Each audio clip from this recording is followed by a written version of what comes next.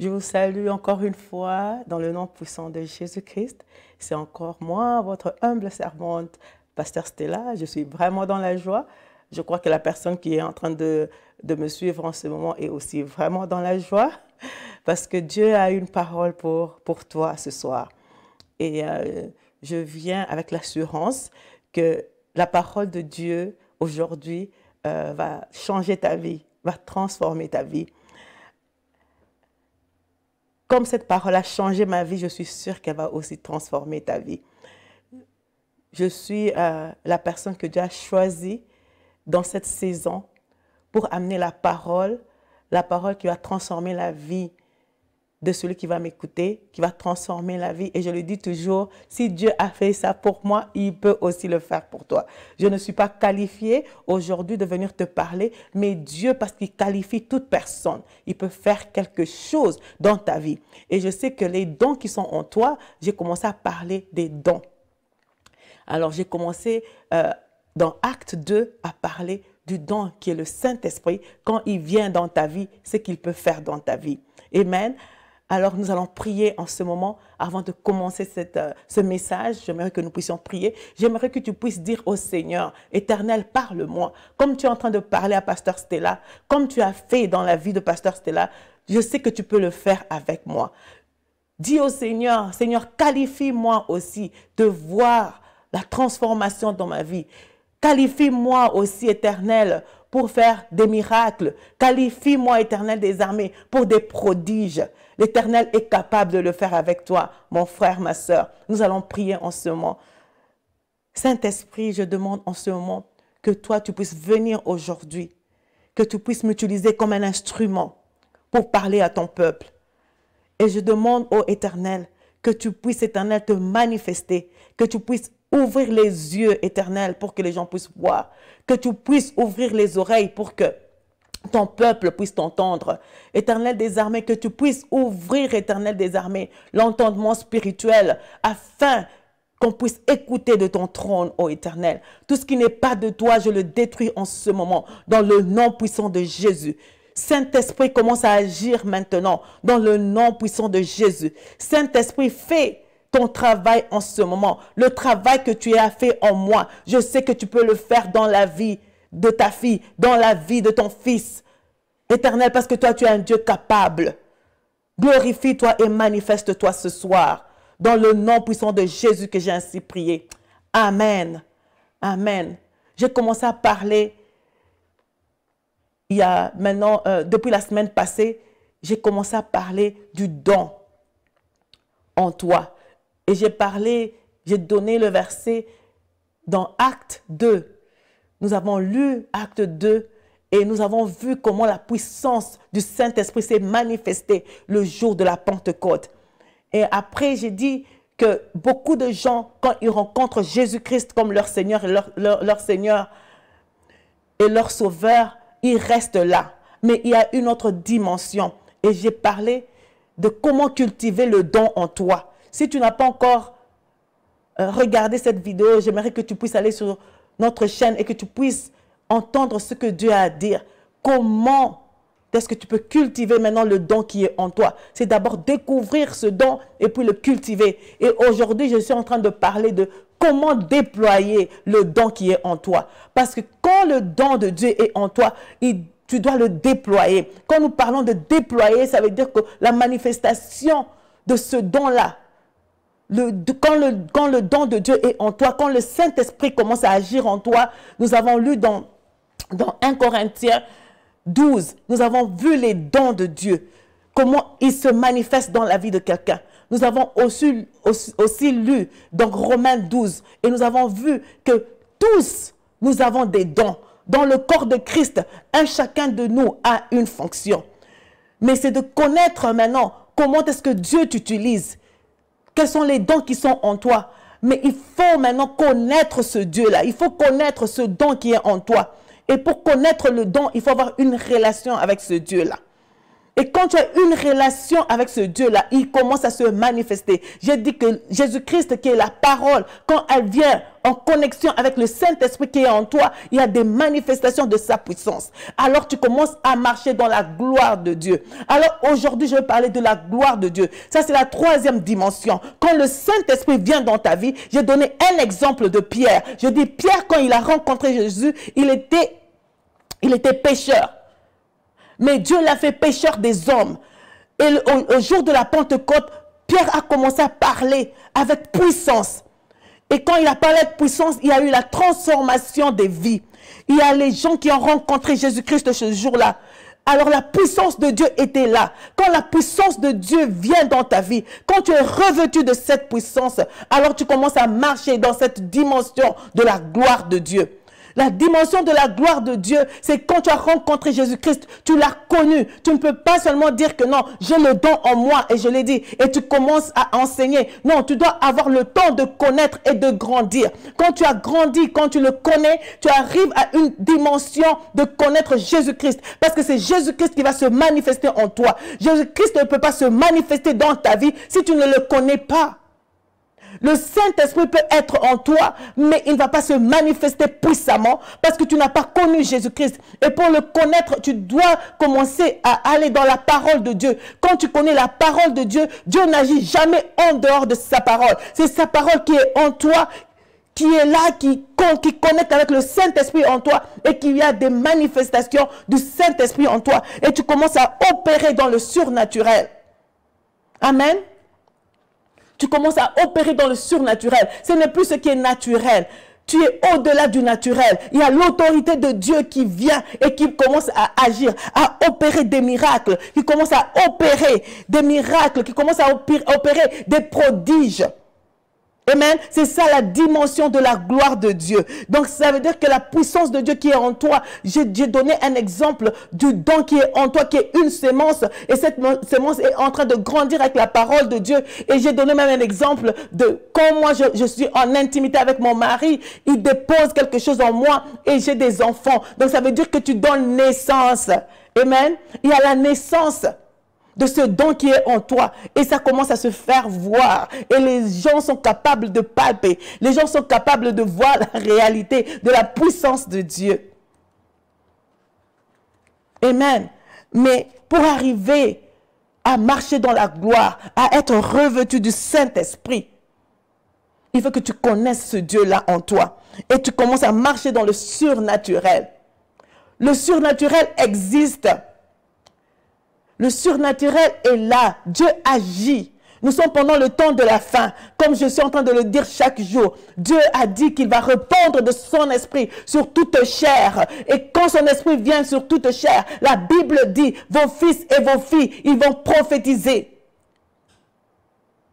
Il dit, les jeunes gens, ils auront des visions. Ils sont capables de voir et de parler de la part de Dieu. Quand tu prophétises, tu es capable de venir et de parler de la part de Dieu. La Bible dit, et vos vieillards, ils auront des rêves. Dieu va te parler dans les rêves.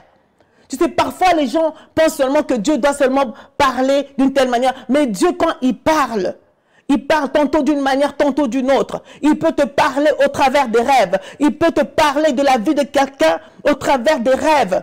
Il peut prophétiser. Il peut t'amener une parole de connaissance comme on l'a lu.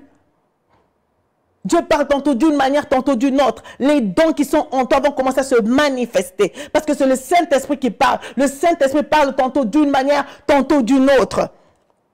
Nous allons lire dans Luc 4. J'aimerais que tous nous ouvrons nos Bibles. Luc 4, 14. La Bible dit, Jésus revêtu de la puissance de l'Esprit retourna en Galilée et sa renommée se répandit dans tout le pays d'alentour. Amen. Donc, quand le Saint-Esprit vient sur toi, le Saint-Esprit vient pour que tu puisses aller toucher les nations. Le Saint-Esprit, on dit que Jésus-Christ était revêtu de la puissance de l'Esprit. Jésus-Christ lui-même qui était Dieu, mais quand il était revêtu de l'Esprit de Dieu, on dit qu'il est allé faire sa mission. La mission qu'il devait aller faire en Galilée. il est allé le faire. Et on dit que sa renommée se répandit dans tout le pays. Amen. Donc quand Jésus-Christ, le Saint-Esprit est venu sur lui, il était revêtu de la puissance de Dieu. Donc quand le Saint-Esprit vient sur toi, tu dois être revêtu de sa puissance. Amen. Dans Actes 2, 4, nous voyons les apôtres qui étaient aussi remplis du Saint-Esprit. Et il y avait eu la manifestation. Et dans le verset 37, la Bible dit que les gens étaient émerveillés. Quand ils étaient émerveillés, ils ont posé la question, même à Pierre. Ils lui ont demandé, que ferons-nous? Nous allons lire dans Actes 2, 37. La Bible dit, après avoir entendu le discours, ils eurent le cœur vivement touché. Et ils dirent à Pierre et aux autres apôtres, hommes, frères, que ferons-nous? Donc quand la parole de Dieu vient avec puissance dans la vie de quelqu'un, quand la parole vient avec puissance, c'est pour qu'il y ait transformation. C'est pour que la puissance de Dieu se fasse voir. La puissance de Dieu, tu es revêtu de la puissance de Dieu, c'est pour les autres. La mission de Jésus-Christ, c'était pour que l'évangile soit prêché et que l'évangile soit confirmé.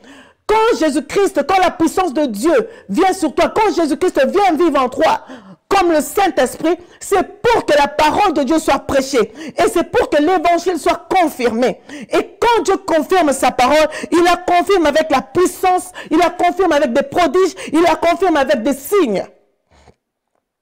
C'est pour prouver la résurrection de Jésus-Christ.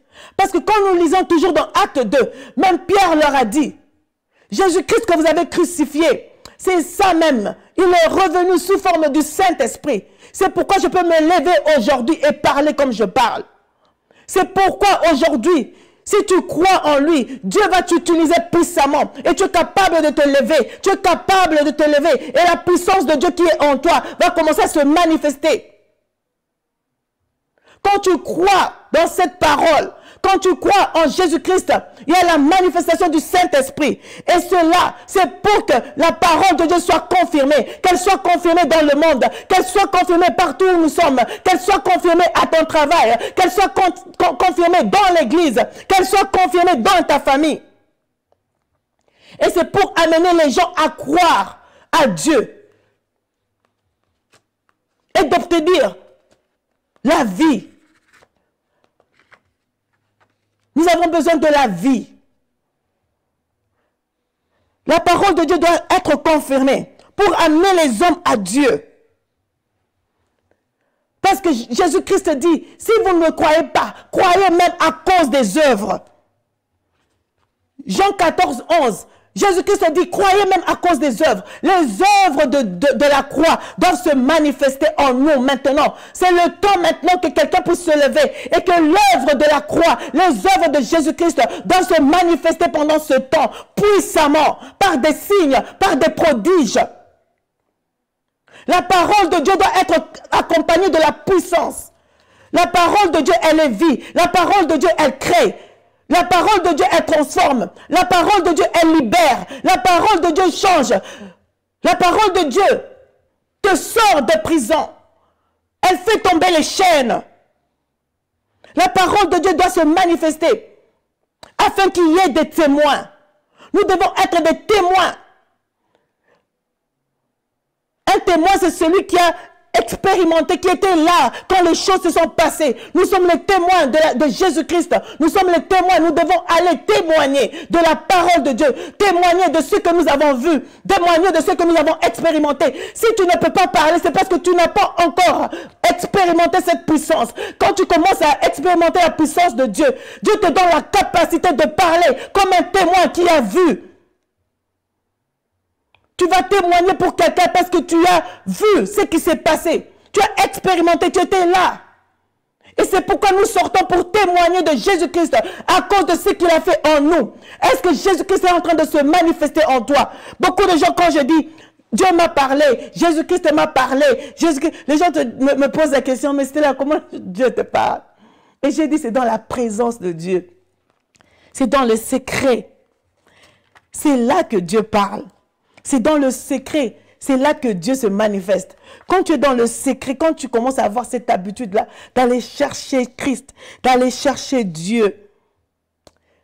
Mon frère, ma soeur, je te jure que Dieu va commencer à te parler. Parce que tu ne peux pas être dans une relation sans que l'autre personne ne parle. Comment est ta relation avec Dieu? Est-ce que ta relation avec Dieu, c'est seulement « Ah, Nzambe Pesangai, oh Nzambe Nalingi, oh Nzambe Boé ». Tu es toujours en train de demander à Dieu, ou bien tu veux, ce que tu veux, c'est que ton mari rentre à la maison parce que tu as des problèmes avec les enfants. Non, Dieu peut utiliser ces choses pour que tu viennes à lui. Mais quand tu viens à lui, tu dois expérimenter sa puissance. Tu dois expérimenter ce Dieu-là en toi. Nous allons lire dans Actes 2, 22. J'aime beaucoup ce passage. La Bible dit, « Hommes israélites, écoutez ces paroles. Jésus de Nazareth, cet homme à qui Dieu a rendu témoignage, Dieu a rendu témoignage devant vous par les miracles, les prodiges et les signes qu'il a opérés par lui au milieu de vous, comme vous le savez vous-même. » Donc, Jésus-Christ, la Bible dit, Dieu a rendu témoignage de ce Jésus. Comment est-ce qu'il a rendu témoignage?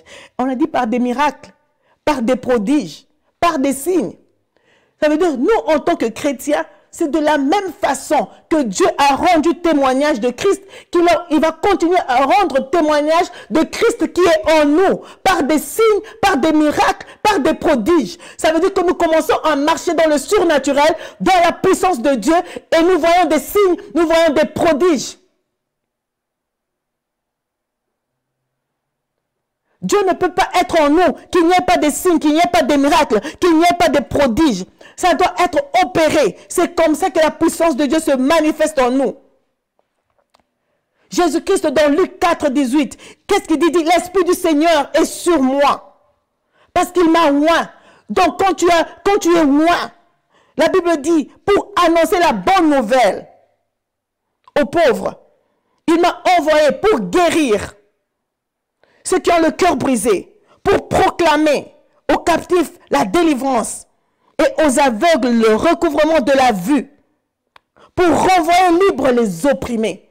Donc la puissance de Dieu, qui est l'huile qui vient, c'est pour exécuter la puissance de Dieu. Et quand la puissance de Dieu, quand nous parlons même de l'onction de Dieu, c'est la puissance de Dieu. La puissance de Dieu avec la parole amène maintenant la délivrance. Ça amène la délivrance, les gens sont libérés. Ça amène que les gens sont transformés. Tu ne peux pas parler de la parole de Dieu là où il n'y a pas la transformation. La parole de Dieu ne peut pas venir vers toi et n'est pas créée. La parole de Dieu ne peut pas venir vers toi. Tu ne peux pas amener la parole de Dieu qui n'est pas accompagné d'une puissance. C'est l'onction qui amène la puissance qui transforme. C'est l'onction qui amène la puissance qui libère. C'est l'onction qui amène la puissance qui change, qui transforme des vies. C'est ça même l'évangile que nous allons dehors parler de l'évangile qui va transformer des vies. Qui va amener le recouvrement de la vue. Là où les gens ne peuvent pas voir. À cause de la puissance de Dieu, quand tu parles, les gens sont convaincus dans leur cœur et il y a la transformation. La fois passée, j'étais en train de donner beaucoup d'exemples parce que je donne des enseignements. Dans notre groupe, je donne des enseignements, pas seulement sur YouTube, mais je parle pour enseigner parce que je pense que les gens doivent être enseignés et c'est comme ça qu'ils grandissent. Alors, il y a des groupes que j'enseigne. Et que je continue à enseigner. Et dans mon groupe que j'enseigne, je vois la transformation. Les gens, quand ils écoutent la parole de Dieu, ils sont touchés. Ils sont convaincus de cette parole. Comment est-ce que tu impactes les vies qui sont tout autour de toi? Dieu m'a posé cette question. C'était là, comment est-ce que tu impactes les vies qui sont à côté de toi? Mais la Bible dit, vous recevrez la puissance. Quand le Saint-Esprit viendra sur vous, vous serez mes témoins. Jésus-Christ a donné naissance à l'Église, qui est toi, qui est moi. Nous sommes l'Église. Jésus-Christ a donné naissance à cette Église parce que la puissance de Dieu était sur lui. Il a donné naissance à l'Église. Mais il a dit que nous aussi, nous serons revêtus de cette même puissance pour aussi donner naissance aux autres. Tu ne peux pas être un pasteur qui n'équipe pas. Jésus-Christ a été là avec ses disciples. Il les a équipés. Et je parle toujours de ça parce que c'est important. Il les a équipés en leur donnant des enseignements. Et ces enseignements ont fait d'eux des témoins. Et eux aussi, ils ont continué dans le même chemin. Et quand ils ont continué, on dit qu'ils sont allés à Jérusalem, en Judée, en Samarie. Ils étaient des témoins. Alors quand nous sommes revêtus de la puissance de Dieu, Dieu fait quelque chose. Nous lisons dans Acte 6. Verset 8, nous voyons comment Étienne, Dieu l'a utilisé puissamment. Vous voyez, Étienne, il était seulement un diacre. Ne te regarde pas et dire, moi je ne suis pas pasteur, moi je ne suis pas évangéliste. Mais la Bible dit dans Acte 6, verset 8, que Étienne, qui était seulement diacre, il était plein de grâce et la foi. Et il a opéré des miracles, il a opéré des prodiges. Et la puissance de Dieu était parmi eux. Donc, quand tu as connu Dieu, quand tu es revêtu de la puissance de Dieu, il y a des miracles, il y a des prodiges. On ne peut pas te dire que toi, tu ne peux pas le faire. Non, tu peux le faire, mon frère, ma soeur. Si Étienne l'a fait, il s'est levé. On dit qu'il était plein de grâce. Donc, ça veut dire qu'il y avait la puissance de la foi qui était en train de se manifester. Ce don de la foi. Il avait la foi. Et il a opéré des miracles avec la foi qu'il avait. La Bible dit même, Philippe aussi, dans Acte 8, verset 5, ça nous donne l'exemple de Philippe. Philippe a prêché la parole de Dieu dans des foules. Et quand il a prêché la parole de Dieu, il y a eu des miracles, des prodiges. On a dit que les démoniaques, les paralytiques, ils ont marché. Les esprits impurs, les gens étaient délivrés par la puissance de Dieu qui s'est manifestée ce jour-là. Et ça, c'était seulement des diacres, c'était seulement des serviteurs dans l'église. Mais Dieu les a utilisés puissamment. Beaucoup de gens pensent que Dieu ne peut pas les utiliser puissamment parce qu'ils ne sont pas pasteurs. Non, Dieu est là, il a dit, allez dans toutes les nations et faites de toutes les nations mes disciples. Quand tu es Dieu disciple, Dieu commence à opérer en toi avec une onction spéciale. Par sa puissance, il y a une onction qui vient pour libérer. Quand tu es revêtu de sa puissance, c'est pour renverser l'entendement de l'homme. C'est pour renverser. Tu sais, quand la puissance de Dieu vient, c'est pour exécuter les sentences et les jugements divins. Donc, Dieu est en train d'agir pour exécuter des sentences et des jugements divins. Donc, ça veut dire que les systèmes naturels, les systèmes de ce monde sont renversés. Il y a des lois de ce monde qui tombent parce que Dieu ne regarde pas aux lois de ce monde. Ça veut dire que ce sont des choses qu'on ne peut pas entendre, on peut pas comprendre, je m'excuse. On ne peut pas comprendre avec notre propre intelligence. Mais quand l'Esprit de Dieu vient, c'est comme ça que Dieu renverse même. Donc il y a ce qu'on appelle divine intervention. J'aime bien dire ça en anglais. Donc il y a des interventions divines. Donc quand Dieu vient, quand il y a des interventions qui sont divines, il y a des cas qui sont compliqués, il y a la guérison qui se manifeste. Là où on pense que non, ça c'est impossible. Tout ce qui est impossible commence à devenir possible. Que tout ce qui est impossible dans ta vie maintenant devienne possible dans le nom puissant de Jésus. Que tout ce qui est impossible, ce que tu crois que tu ne peux pas faire, je commande maintenant que ça puisse se manifester dans le nom puissant de Jésus. Parce que quand il y a le revêtement, quand il y a la puissance de Dieu, il y a des choses que Dieu annule dans nos vies. Dieu annule des choses. Il y a des malédictions qui tombent. Il y a des arrêts supernaturels qui se manifestent dans nos vies, dans le nom puissant de Jésus. Il y a des actes que Dieu est en train d'opérer dans nos vies. Il y a des changements dans nos vies. Là, on regarde quelqu'un. On te regarde comme on m'a regardé. Mais qu'est-ce qu'il y a de bon? Est-ce qu'il y a de bon? Est-ce qu'il y a quelque chose de bon qui peut venir de Nazareth? Non. Jésus-Christ, le fils du charpentier, mais Dieu a commencé à opérer avec lui. Et c'est comme ça que Dieu agit. Et quand Dieu commence à agir comme ça, c'est pour susciter la crainte de Dieu. C'est pour susciter la crainte de Dieu. Tu sais, Dieu a choisi David. Quand il a choisi David, tout le monde ne pouvait pas croire qu'il pouvait choisir quelqu'un comme David. Parce qu'il était jeune. Il n'avait même pas l'apparence de quelqu'un qui pouvait être roi. Il n'avait même pas l'apparence de quelqu'un qui pouvait devenir prophète. Mais Dieu l'a choisi. Et c'est comme ça que Dieu est en train de te choisir aujourd'hui. Pour que Dieu puisse se manifester dans ta vie. Dieu choisit par rapport aux besoins des hommes. Il t'a choisi par rapport aux besoins des hommes. Les hommes ont des besoins. Les hommes ont besoin de voir la gloire de Dieu. Ils ont besoin de voir la puissance de Dieu. Ils ont besoin de voir la manifestation de la puissance de Dieu. Et Dieu, quand il vient, il ne regarde pas aux traditions. Il ne regarde pas à comment l'homme pense. Il ne regarde pas à ça.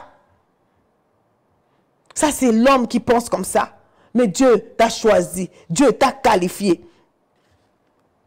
Et c'est comme ça que Dieu opère.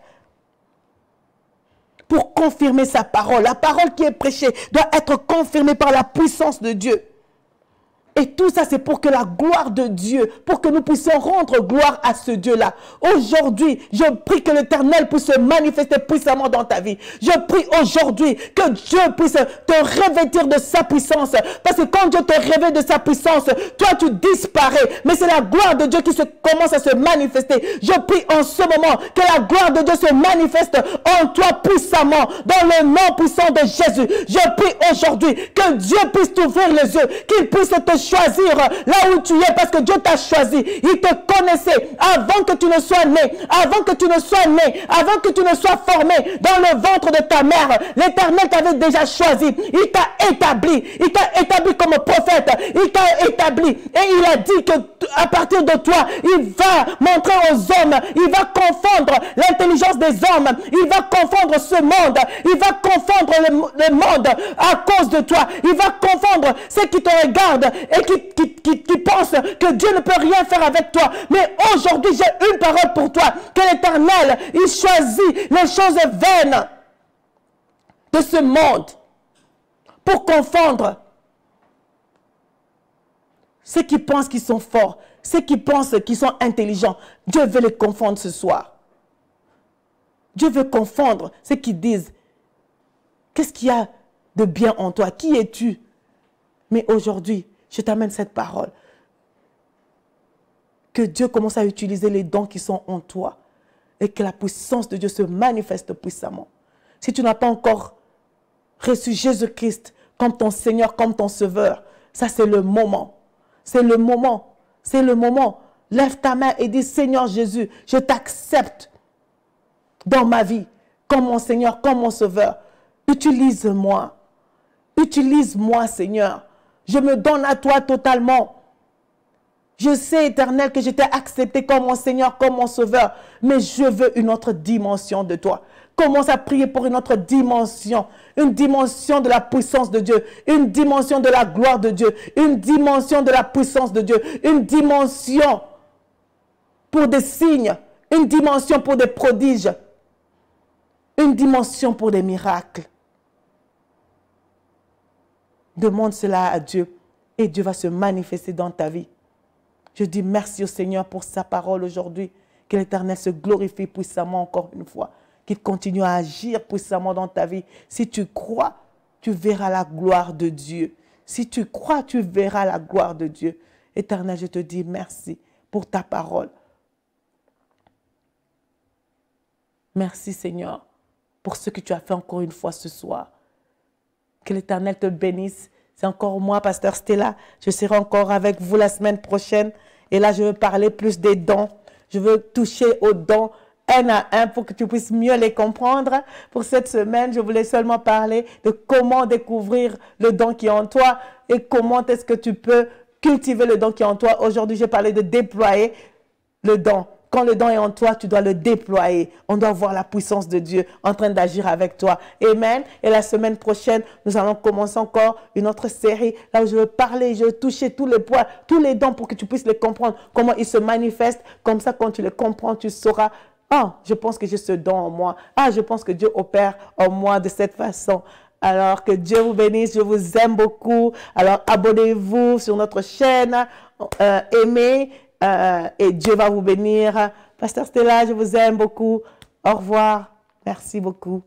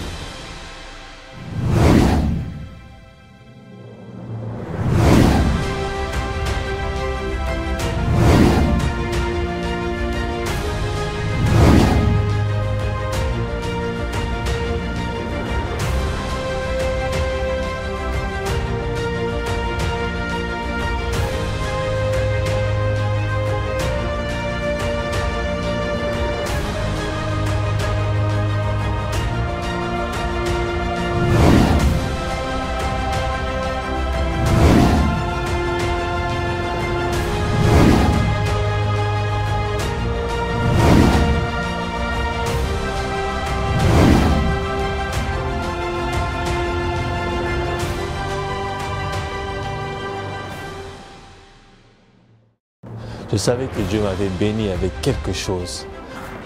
Mais Dieu m'a fait grâce. Aujourd'hui, je peux parler. This is my year. God has done so many great things in my life.